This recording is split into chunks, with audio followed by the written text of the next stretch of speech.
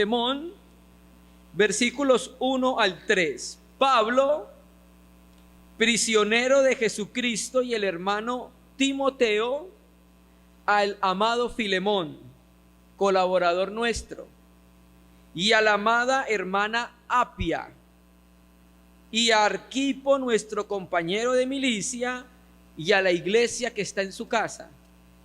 Gracia y paz a vosotros, de Dios nuestro Padre y del Señor Jesucristo. Hermanos amados, paz del Señor. Vamos a dar inicio a la consideración de una de las epístolas del apóstol Pablo. Vamos a considerar la epístola a Filemón. Es la epístola escrita por el apóstol Pablo, que es la más corta del Nuevo Testamento. Y esta epístola o carta es una carta completamente diferente al resto de cartas y epístolas escritas por el apóstol Pablo. ¿Por qué? Porque es la única carta privada que conservamos del apóstol Pablo. De pronto pudo haber escrito cartas privadas muchas a los colaboradores suyos y a las iglesias, pero es la única carta personal que tenemos en las cartas del Nuevo Testamento. Usted mira, los que tenemos Biblia en físico, que Filemón es colocado después de las epístolas pastorales. ¿La ve? Primera Timoteo, segunda Timoteo y Tito, y luego colocan a Filemón antes de Hebreo. Pero esta carta de Filemón no debe estar ubicada ahí. Debe estar ubicada después de la epístola a los Colosenses. Y ya le voy a explicar por qué. ¿Bien? Y esta es una de las cartas más breves que tiene el apóstol Pablo de su colección paulina. Cuando hablo colección paulina, me refiero a todos los escritos del apóstol Pablo del Nuevo Testamento. Solo tiene 335 palabras en el griego. Es la más corta del Nuevo Testamento. Esta epístola se conoce como una de las epístolas del cautiverio. ¿Bien? El apóstol Pablo escribió en su primer encarcelamiento 4 epístolas. Escribió la epístola a los Efesios, escribió la epístola a Filipenses, escribió la epístola a Colosenses y escribió la epístola a Filemón. Por eso se conocen como los escritos del cautiverio, porque fueron escritos cuando nuestro amado hermano, el apóstol Pablo, fue encarcelado, más bien fue puesto en una casa, detenido durante 2 años, cuando fue su primer encarcelamiento en Roma. ¿Ven? 28 de Hechos, vamos a leerlo, quiero que nos ubiquemos en el tiempo. Hechos 28. Recuerde que cuando Pablo lo encarcelan, más o menos terminando el libro de Hechos, corre promedio 59-60 después de Cristo. Y ya Pablo tenía un recorrido importante en su ministerio como apóstol, ya había fundado muchas iglesias y ya había escrito varias cartas. Hasta este momento había escrito 1 Corintios, 2 Corintios, Gálatas, Tesalonicenses, habían varias epístolas que ya él había escrito. Hechos 28, versículo 30. Y Pablo permaneció 2 años enteros en una casa alquilada y recibía a todos los que a él venían, predicando el reino de Dios, enseñando acerca de Jesucristo abiertamente y sin impedimento. Nosotros recordamos que el apóstol Pablo, cuando iba para Jerusalén, fue apresado y lo acusaron de haber introducido a Erasto o a Tíquico en el templo. Entonces lo iban a matar, entonces él apeló al César. Y entonces por esa apelación Pablo, vemos el recorrido que hace en barco hasta que llega finalmente a Roma. ¿Bien? Cuando llega a Roma, entonces él permanece detenido, una prisión domiciliaria, como hoy decir casa por cárcel, durante 2 años. ¿Bien? Que es el texto que estamos leyendo acá. Y en esos 2 años, la escritura dice acá que Pablo tenía libertad, y con esa libertad, ¿qué hizo? Uno, recibía a todos los que venían a él. Dos, predicando el reino de Dios. Y tres, enseñando acerca de Jesucristo. ¿Bien? Entonces, tenemos nosotros acá que Pablo en la cárcel hizo algo. Predicó el evangelio. ¿Y quién iba a pensarlo? Que encarcelado el Señor salvó a muchas personas a través de la mano del apóstol Pablo. Eso lo dice, vamos a ir a Filipenses, capítulo 1, versículo 12. Vamos a ver, esta primera reunión es una reunión introductoria para conocer la epístola que vamos a considerar a Filemón. Capítulo 1 de Filipenses, versículo 12. Quiero que sepáis, hermanos, que las cosas que me han sucedido han redundado más bien para el progreso del evangelio, de tal manera que mis prisiones se han hecho patentes en Cristo en todo el pretorio y a todos los demás. La epístola a Filipenses también fue escrita en la cárcel. Esta es otra de los escritos del cautiverio. Y el mismo escrito de Filipenses 4:22, ¿sabe qué dice? Que salvó a algunos de la casa del César. Hasta allá llegó el evangelio. En Hechos 1, el Señor le dijo a los discípulos que predicaran el evangelio desde Samaria, de Jerusalén, Samaria, Judea y hasta lo último de la tierra. ¿Y sabe cómo termina Hechos 28? Casi hasta lo último de la tierra el evangelio, en este caso la capital del imperio, Roma. ¿Bien? Entonces Pablo en esa prisión hizo tres cosas. Recibía a los que venían a él. Claro, si Pablo estuviera encarcelado en Villavicencio, lo más probable es que fuéramos a hablar con él, a pedirle consejo para la iglesia. Hermano, usted no sabe lo que me está pasando con este hermano tan difícil. ¿Cómo echamos, hermano? Entonces, hermano, por favor, danos un consejo para ver cómo podemos hacer. ¿Bien? Y también, segundo, predicando. Entonces, no sé si llevaban personas para que los evangelizara o también evangelizaba a las personas que lo custodiaban en la cárcel. ¿Bien? Como lo vemos en Filipenses, que él le decía a los filipenses: no se entristezcan porque usted no sabe lo que Dios está haciendo acá. El Señor me trajo acá para salvar más personas. ¿Bien? Y tres, ¿sabe qué hacía? Enseñando. En ese encarcelamiento lo visitaron mínimo 8 colaboradores. Ahí se ven los amigos en el Señor y los colaboradores en el Señor. ¿Quién lo visitó? Mínimo Epafrodito, Filipenses 2:25, Timoteo, Filipenses 2:19, Onésimo, ya vamos a hablar, Colosenses 4:10, Marcos, este es Juan Marcos, Colosenses 4:10, Jesús el justo, Colosenses 4:11, Lucas, Filemón 24, Tíquico, Efesios 6:21 y Aristarco, Colosenses 4:10. Entonces, ¿qué pasaba cuando estos obreros lo visitaban? Les enseñaba. Y aparte, enseñaba a las iglesias a través de ¿qué? Los escritos del Nuevo Testamento. Entonces ahí en prisión se produjeron 4 escritos: Efesios, Colosenses, Filipenses y Filemón. ¿Bien? Ahora, para que nosotros podamos entender de una manera más espiritual, más real y bíblica la epístola a Filemón, tenemos que obligatoriamente leer Colosenses. Sí o sí tenemos que leer Colosenses. La epístola a Colosenses y Filemón están entrelazadas. ¿Por qué? Ellas no se pueden separar. Primero, porque fueron enviadas desde el mismo lugar, que es la prisión. Fueron enviadas a la misma ciudad. ¿Cómo así? Sí, Filemón vivía en Colosas. La iglesia en Colosas se reunía en la casa de Filemón.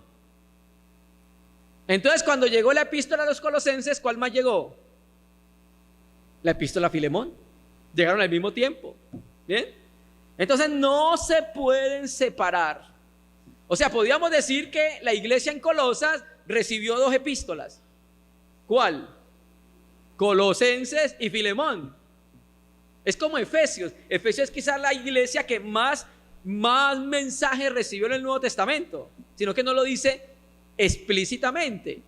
Pero por ejemplo tenemos la epístola a los Efesios, ¿bien? Luego tenemos Primera Timoteo y Segunda Timoteo. Ay, ¿de verdad, hermano? Claro, Timoteo estaba en Éfeso. Y luego tenemos la epístola de Jesucristo en Apocalipsis a los Éfesos. ¿Recuerda?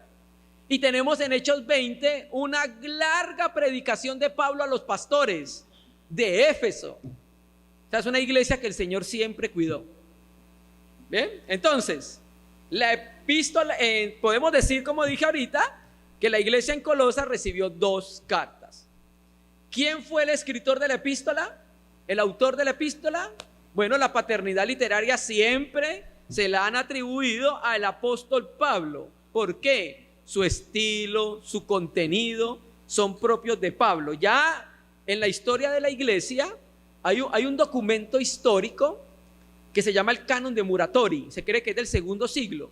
Y él dio un canon de los libros que contenían el Nuevo Testamento, y entre ellos estaba la epístola a Filemón. Incluso el canon del hereje de Marción también aparece a Pablo como el escritor de Filemón. Fecha de escritura: en el momento en que estuve encarcelado, entre el 59, 60 y 61. Otros los corren más o menos hasta el 62.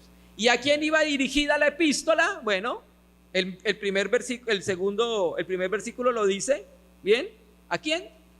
Iba dirigida a Filemón, o sea, era una carta personal, hermano, una carta familiar. Vamos a mirar las características de los destinatarios.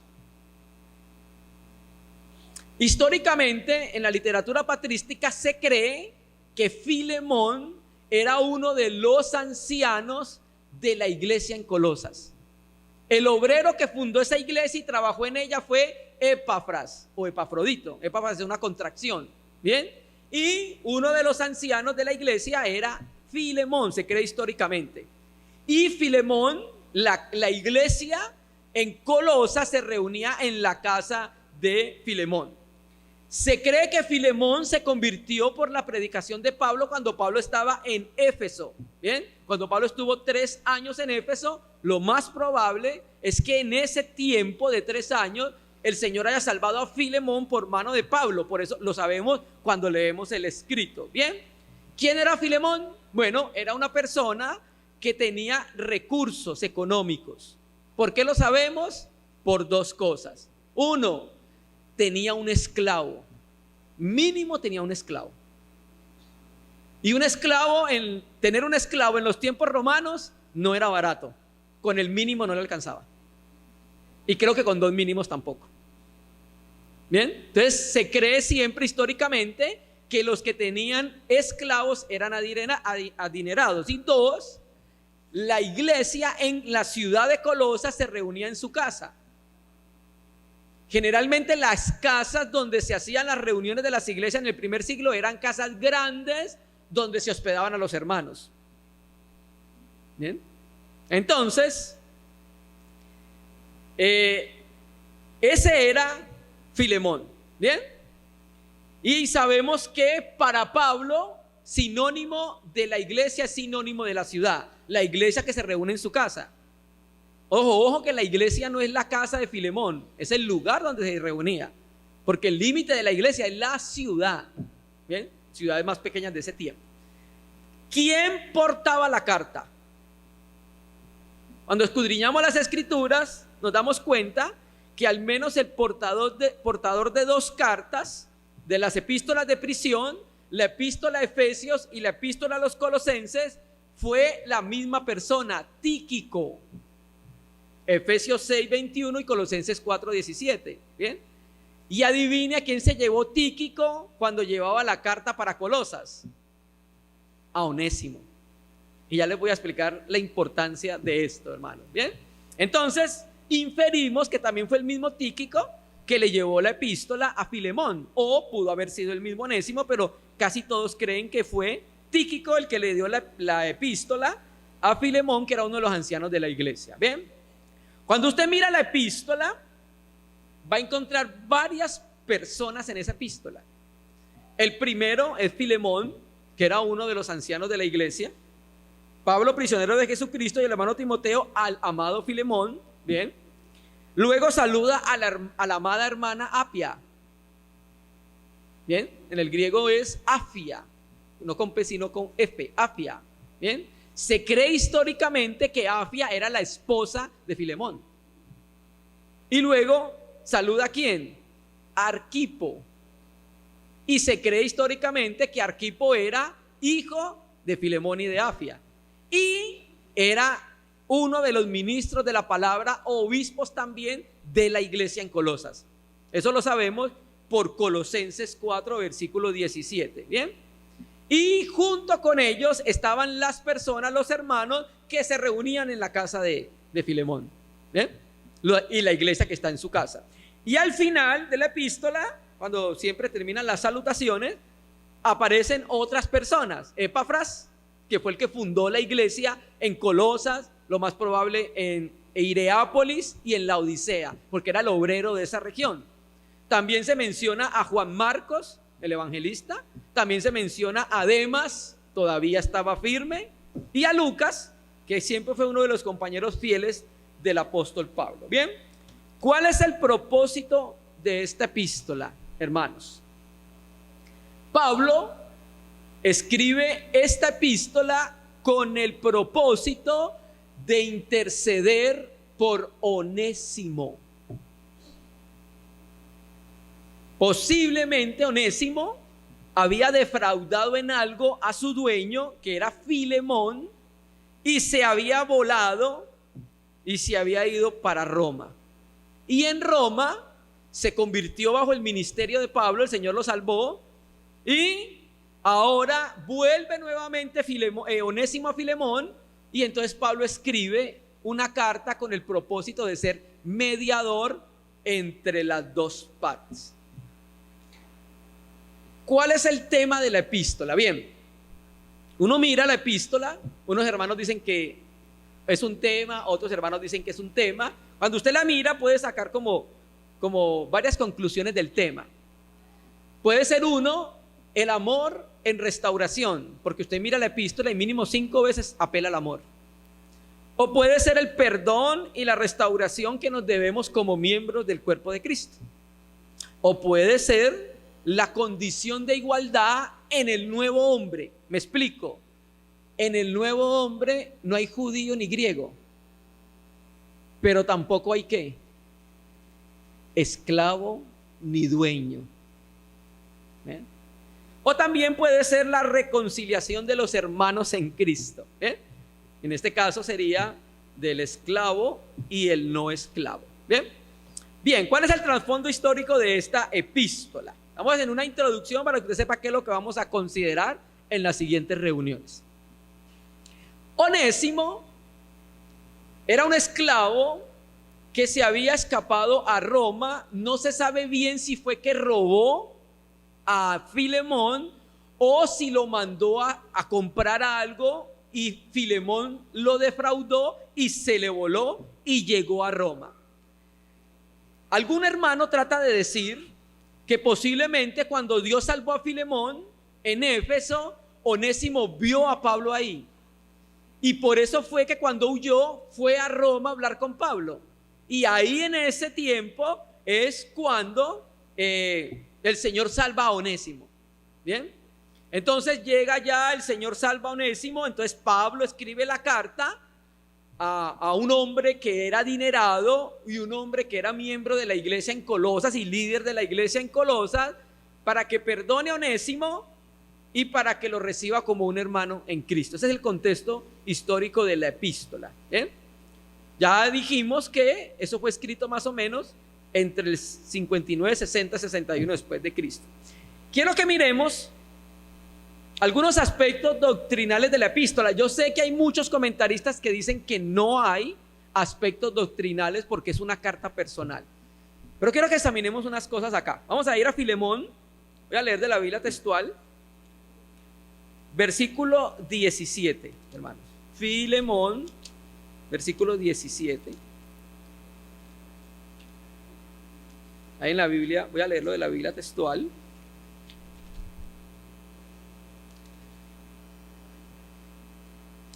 Así que, si me tienes por compañero, acógelo como a mí mismo. Y si en algo te perjudicó o te debe, cárgalo a mi cuenta.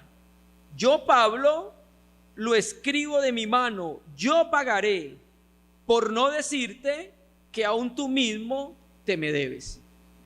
Bien, traje de la Biblia textual por las palabras, cárgalo a mi cuenta. Ven que no aparece en Reina y Valera. Bien, William MacDonald en su comentario dice que aunque no es una carta doctrinal como las demás, dice que hay una ilustración de la doctrina de la imputación y de la paga del pecado. Pablo se presenta como mediador entre Onésimo y Filemón para pagar la deuda que Onésimo tenía con Filemón, hermanos. La deuda fue depositada al apóstol Pablo, la deuda de Filemón. Pablo estaba dispuesto a pagar esa deuda. ¿Bien? Esto recuerda, cuando hablábamos con los hermanos, nos recuerda la parábola del buen samaritano. ¿Lo ha leído? Y entonces vino el samaritano y le limpió las heridas, lo ayudó, lo dejó con el mesonero y le dijo: lo que él se consuma, póngalo a mi cuenta, yo lo pago. Bien, entonces este hecho nos ayuda a entender una verdad, hermanos, y es que nuestra deuda impagable fue puesta a Cristo. La deuda que usted y yo teníamos era impagable. Ninguno de nosotros la podía pagar. El costo de la salvación el hombre no la puede pagar. No hay obra que el hombre haga y se pueda salvar. Era impagable nuestra deuda, hermanos. Pero Cristo con su muerte pagó la deuda que nosotros teníamos. Saldó completamente nuestra deuda.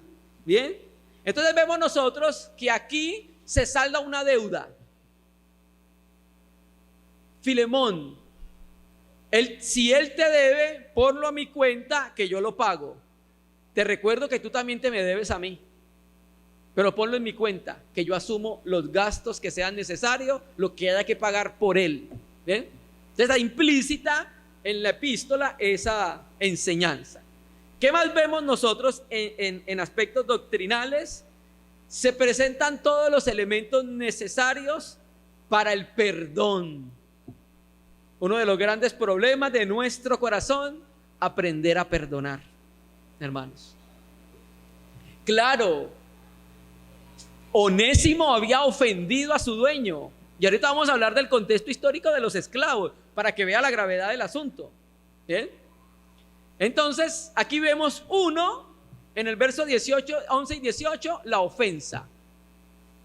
En el verso 10 vemos la compasión. En el verso 10 y 18 vemos la intersección. Y en el verso 18 y 19 la sustitución. Entonces, si hay todos esos elementos, al final tiene que haber ¿qué? Restauración, que es el versículo 15. Y al ver restauración, ¿sabe qué hay? Una nueva relación. Porque cuando no hay perdón, no hay relación. Cuando hay enemistad, no hay relacionamiento entre las personas. ¿Bien? Entonces, estos aspectos nos muestran cómo entonces Pablo también procuró el perdón para Onésimo de parte de Filemón. Bien, hay otra enseñanza, pero esta enseñanza no aplica directamente a nuestro tiempo, porque no estamos en el tiempo de la esclavitud, pero sí aplica en el deber cristiano. Me explico. Esta epístola presenta el deber cristiano en relación con la esclavitud. Mire, Pablo no se enfrentó al gobierno romano para abolir la esclavitud. Él no podía hacer eso. Si no, el cristianismo no hubiese avanzado. Más bien, lo que Pablo hizo, ¿sabe qué? Reguló la relación entre esclavos y amos cuando eran hermanos. Eso es lo que hizo el apóstol Pablo, ¿cierto? Entonces, en los tiempos de Pablo, un esclavo era propiedad del dueño. Era como una silla para el dueño. Era una propiedad simplemente. ¿Bien? Y el amo podía hacer lo que quisiera con el esclavo. Colocarle trabajos denigrantes, colocarle trabajos fuertes. ¿Bien? Podía incluso abusarlo si quería, porque era una propiedad de él y con su propiedad podía hacer lo que quisiera. Ojo que la esclavitud del tiempo de la Biblia no era como la esclavitud que nosotros conocimos acá en la era de la colonización, que los traían así con grilletes y que tales de los pies y de las manos, ¿no? Incluso había algunos esclavos que alcanzaban posiciones importantes en la sociedad.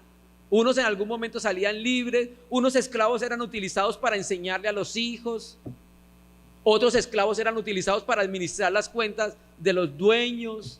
Entonces era diferente la esclavitud, pero eso sí, era una propiedad del dueño y él podía hacer con su propiedad lo que él quisiera. Bien, entonces Pablo con esta epístola nos conduce a un pensamiento, y es que la igualdad de relación en Cristo,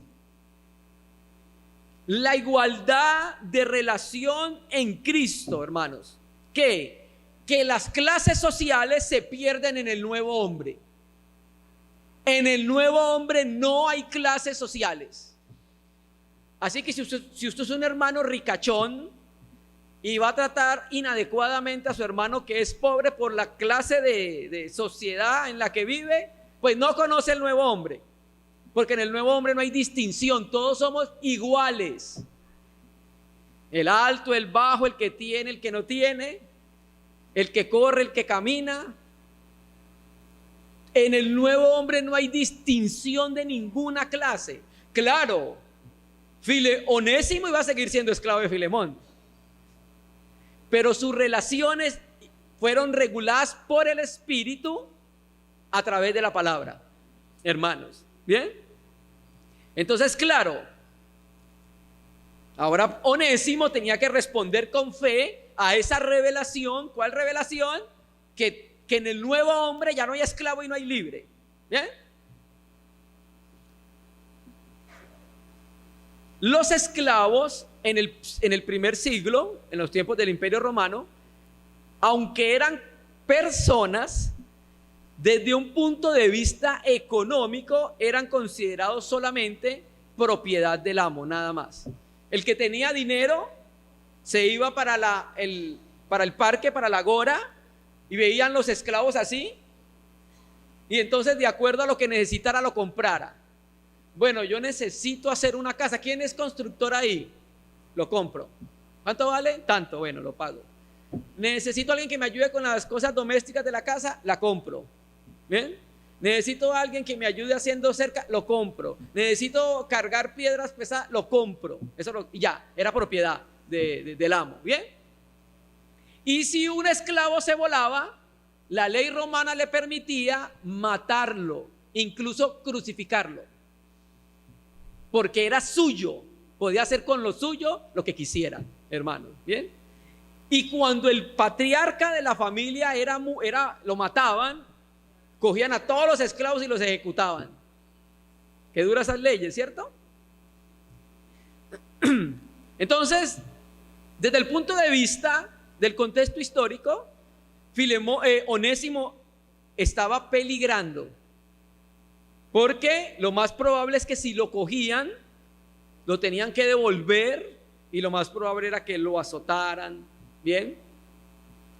Y si un esclavo se escapaba y llegaba a la casa de cualquiera de nosotros y lo recibíamos, nosotros teníamos que pagar los días que el esclavo no trabajó, porque era pérdida de dinero para el dueño. Así se veían los esclavos en el primer siglo. Ahora, El Antiguo Testamento reguló eso, que cuando los esclavos escapaban, Deuteronomio 23 dice que los debíamos acoger, pero la ley romana requería, por ejemplo en este caso, que Pablo le devolviera al esclavo a Filemón. ¿Bien? Porque si no, Pablo tenía que pagar los días que Filemón no trabajó. Y es más, lo más probable es que Filemón hubiera comprado otro esclavo para sustituir el que se le voló. ¿Bien? Y mira que esta epístola fue tan poderosa en el mensaje que dio en ese primer siglo y tan poderosa en los mensajes que ha dado durante todos los siglos, que en los tiempos de la esclavitud en los Estados Unidos, los dueños no querían que los esclavos fueran expuestos a la epístola a Filemón. Y ellos mismos no querían exponerse a la Biblia, porque si creían, sabían que tenían que cambiar la actitud con ellos. Y esta epístola tiene mucho que ver con Colosenses. Usted mira Colosenses 3, 10, 11, que es el núcleo para entender Filemón, y es que en Cristo no hay esclavo ni libre, no hay judío ni griego. Pablo, hermano, no acabó con el sistema social de ese tiempo de la esclavitud, pero sí que hizo, lo reguló. Y los dueños de esclavos que eran tan duros, cuando el Señor los salvaban, tenía que comportarse espiritualmente en Cristo con su hermano que era esclavo. Bien difícil. ¿Bien? Ahora,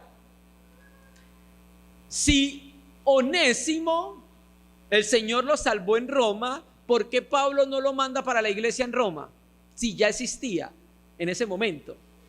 Pues, porque Pablo sabía que Onésimo era propiedad de Filemón y él tenía que volver a su amo para darle cuenta de por qué se había quebrantado la ley huyendo. ¿Ven? Por eso es que no lo envió a la iglesia en Roma. Esta epístola la vamos a dividir en 3 partes. El versículo 1 al 7, que es los saludos, el inicio. Del versículo 8 al 16, que es la intersección del apóstol Pablo, y el resumen del 17 al 22. Así la vamos a estudiar. ¿Bien?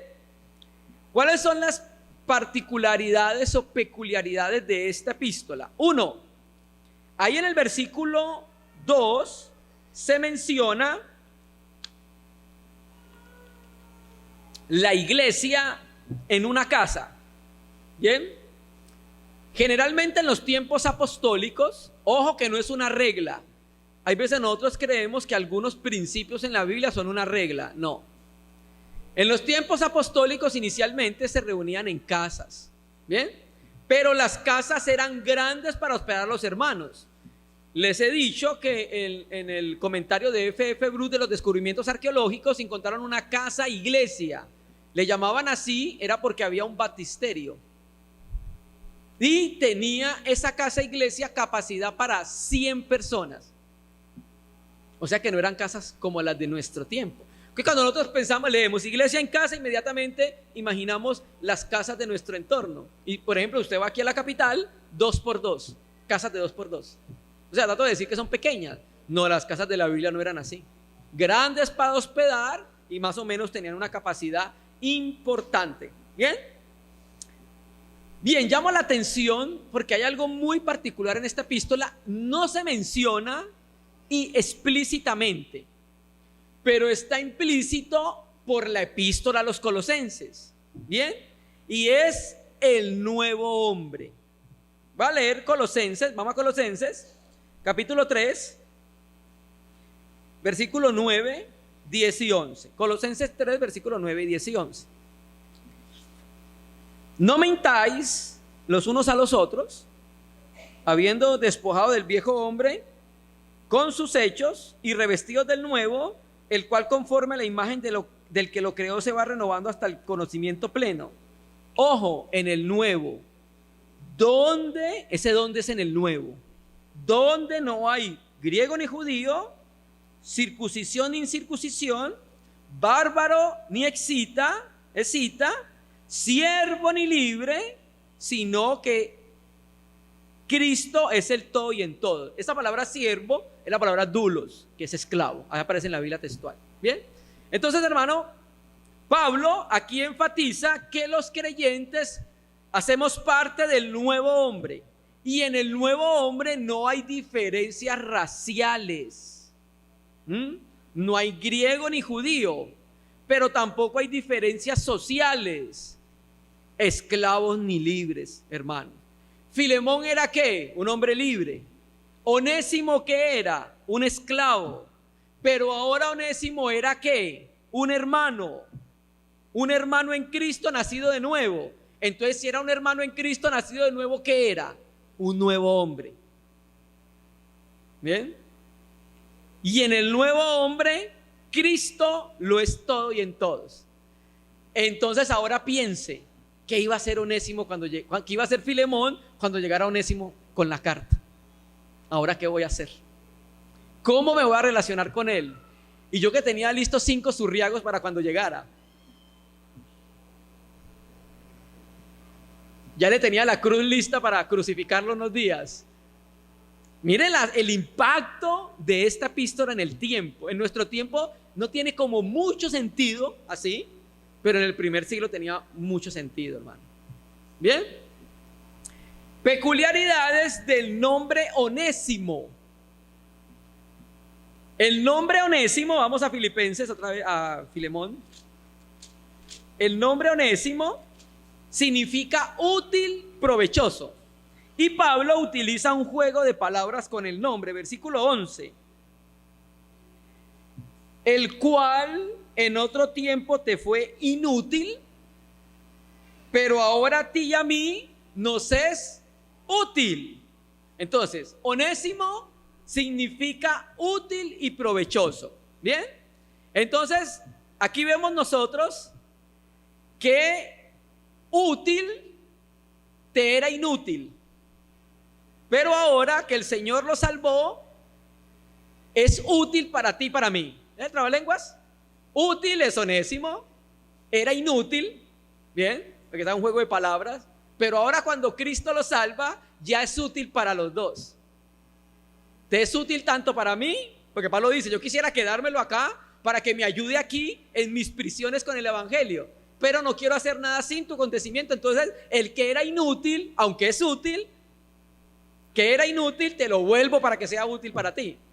Eso es un juego de palabras que se utiliza ahí, ¿bien? Porque ¿qué hace la gracia de Dios? A los que éramos inútiles nos vuelven útiles. En el reino de los cielos, para el reino de los cielos, todos éramos inútiles, hermano. Pues usted no sabía quién era yo antes de ser de Cristo. Sí, yo sé quién era. Adán. Eso era lo que era.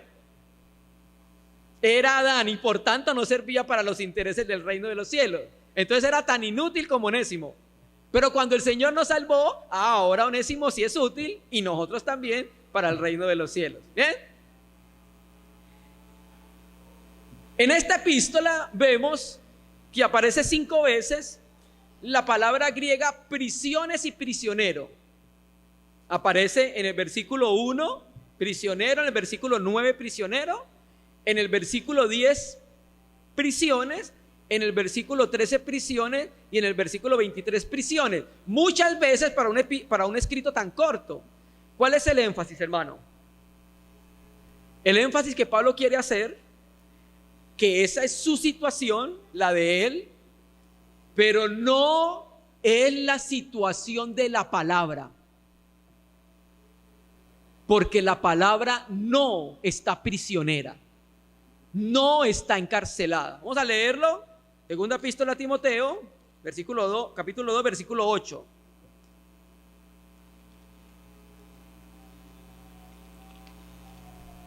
Segunda Timoteo, capítulo 2, versículo 8. Acuérdate de Jesucristo del linaje de David, resucitado de los muertos conforme a mi evangelio, en el cual sufro penalidades hasta prisiones a modo de malhechor, mas la palabra de Dios no está presa. Hermano, pero es que el encarcelamiento de Pablo cuando escribió Segunda de Timoteo era diferente, claro, fue el segundo donde lo mataron, pero el principio fue el mismo. En el primero evangelizó y en el segundo evangelizó. Y entonces el énfasis, soy prisionero, sí, pero la palabra no está presa. Y además, para los que van a predicar el primer capítulo, Pablo no es prisionero del imperio romano, hermano. Mire su Biblia. ¿De quién es prisionero? Es del Señor, hermano. De Él es prisionero. ¿Bien? Particularidades del término entrañas. Ay, ¿usted qué está diciendo? ¿Sí? Es una epístola corta y aparece 3 veces el término entrañas. Vamos a leerlo. En versículo 7, para que lo proyectes ahí, aunque en Reina y Valera no aparece, aparece en el griego. Bien, donde dice: pues tenemos gran gozo y consolación en tu amor, porque por ti, oh hermano, ha sido confortados los corazones de los santos. ¿Ve la palabra corazones? Es la palabra entrañas, no es cardios, que es donde es la palabra griega corazón. ¿Bien? En el versículo 12, el cual vuelvo a enviarte, tú pues recíbelo como a mí mismo. ¿Ve esa frase, a mí mismo? Entrañas. Leo de la Biblia textual: al cual te envié de vuelta, es decir, a mis entrañas. Mire lo que era Onésimo para Pablo. Bien. Y la final, la 20, si hermano tenga yo algún provecho de ti, conforta mi corazón. Esa palabra corazón otra vez no es cardio, sino entrañas, hermanos. ¿Ve el énfasis? O sea, 1, recuerde que Pablo engendró a Onésimo. Salió de sus entrañas, por así decirlo. Es su hijo. Bien. Y está en lo más profundo e íntimo de su ser. Esa palabra griega para entrañas denota propiamente los órganos físicos de los intestinos. En lo más profundo. Ese era el aprecio y el amor que tenía Pablo por sus hijos. Bien. Recíbelo como a mis entrañas. Bien. Bien, y en esta epístola aparece mínimo 5 veces la mención al amor. Hermano, Pablo apela al amor por la situación tan terrible que estaba surgiendo entre ellos. En el versículo 1, amado Filemón. En el versículo 2, amada Apia. El versículo 5, el amor de Filemón al Señor y los hermanos. Versículo 7, Pablo se consoló por el amor de Filemón. Y el versículo 9 habla del ruego del amor. Bien, necesitaba apelar al amor, porque el amor es la fuerza, digámoslo así, más poderosa para poder entrar en un corazón duro, hermano. No estamos diciendo que el corazón de Filemón era duro, pero él siempre apela al amor. Pablo dice: yo le puedo mandar lo que quiera mandarle porque soy el apóstol, pero le dice: yo no quiero mandarte. ¿Sabe qué hago? Te ruego por amor. Apela al amor para restaurar esa relación de Filemón con Onésimo. Esta es la epístola que vamos a estudiar. Bien, y terminamos con Onésimo en la historia de la iglesia. Ignacio de Antioquía, si pueden leer los escritos, es un hermano que fue condenado al martirio. Y él iba caminando hacia el martirio, hizo varias paradas en varios pueblos, iba escribiendo epístolas, y una de ellas a los Efesios. Él dice que Onésimo llegó a ser ministro y obispo de la iglesia en Éfeso, pero un libro de la patrística que se llama Constituciones Apostólicas, dicen que Pablo nombró a Onésimo como obispo en Berea, que era en Macedonia, y luego fue martirizado en Roma. Bien, entonces el útil, que se volvió inútil, ahora fue útil para el reino de los cielos, hermano. ¿Bien? ¿Por qué nosotros necesitamos estudiar la epístola de Filemón? Primero, porque es la palabra de Dios. Y todos los creyentes debemos estar comprometidos con el estudio sistemático, expositivo y espiritual de la palabra. ¿Bien? Porque la iglesia, nosotros, necesitamos urgentemente poder relacionarnos en amor en el nuevo hombre. Muchas veces nosotros nos relacionamos en el viejo hombre, hermanos. Necesitamos aprender a relacionarnos en amor en el nuevo hombre, y esta epístola nos va a ayudar. Necesitamos estudiar esta epístola porque aprendemos como iglesia a cuidar de las personas que llevamos a Cristo. Pablo llevó a Onésimo a Cristo, pero lo siguió ayudando después. Y aprendemos como iglesia a poder enmendar, oiga, nuestras relaciones sociales, familiares, hermano. Hermano, es increíble cuando usted habla con los cristianos, las relaciones tan malas que existen con las familias, hermano. Y nosotros necesitamos aprender a enmendar todas esas relaciones, hermano. ¿Por qué? Porque somos parte del nuevo hombre. Y el nuevo hombre tiene una manera muy particular de vivir. Bien, entonces, hermano, esta es la introducción para la epístola que vamos a considerar, la epístola a Filemón. Bien, pedimos que el Señor pueda abrir su palabra para que podamos ser enriquecida con ella y pueda ayudarnos en nuestro caminar cristiano. Soberano Padre, te damos gracias porque entendemos que toda tu palabra fue inspirada, toda tu palabra es útil para la edificación, para nuestra corrección, para nuestra enseñanza. Queremos pedirte que nos ayudes a ver las realidades espirituales en ella para poder aplicarlas a nuestra vida y tener una experiencia de vida que te honre, Padre.